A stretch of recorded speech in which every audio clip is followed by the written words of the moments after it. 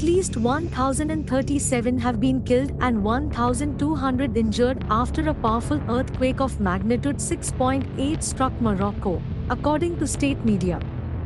More than 1,200 people were injured in the magnitude 6.8 quake in Morocco's high Atlas Mountains.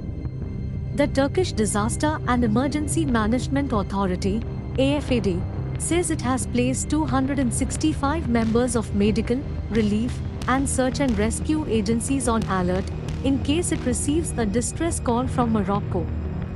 For more updates, subscribe to Daily Salar.